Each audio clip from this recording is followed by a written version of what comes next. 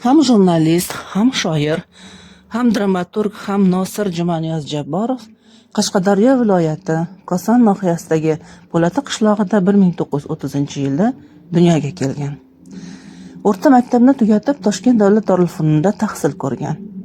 1952-1953 yillarda Moskvadagi adabiyot oliy kursida o'qigan va ish faoliyatini Sharq yulduzi oynamasida boshlagan. Jumaniyaz Jabborovning adabiy faoliyati 50-yillardan boshlangan. U 20 dan ortiq she'riy, nasriy to'plamlar, o'nlab dostonlar va dramalar yaratgan. Ayni chog'da bolalar shoiri sifatida Tog'dagi uchrashuv va Guljahon va Hasanjon kabi to'plamlarini yaratgan. Uning birinchi she'riy to'plami esa 1953-yilda Vatanimni o'ylayman nomi bilan chop etilgan.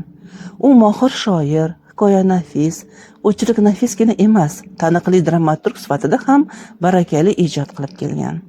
Ayniqsa u yaratgan o'jarlar, yillar o'tib, to'ydan oldin tomosha, Mening oppoq kabutarim kabi dramalari Toshkent va viloyat teatrlarida, shuningdek Qozog'iston, Qirg'iziston, Tojikiston respublikalari sahnalarida ham sahnalashtirilgan.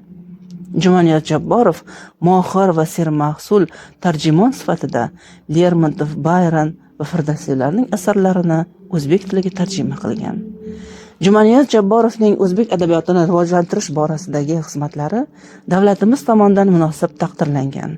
U O'zbekiston Respublikasi san'at arbobi hamda O'zbekiston xalq shoiri faxriy unvonlari, shuningdek bir qator orden va medallar bilan ham mukofotlangan. Jumaniyaz Jabborov 2010-yil 13-dekabr kuni 80 yoshida vafot etdi.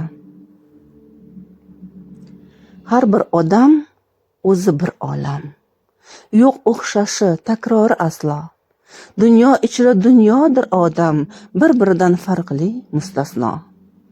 Ko'z oldida evrilar zamon, farq etadi baxtni, ro'yoni, avj nuqtaga yetganda inson, ho'llatib ketar dunyoni.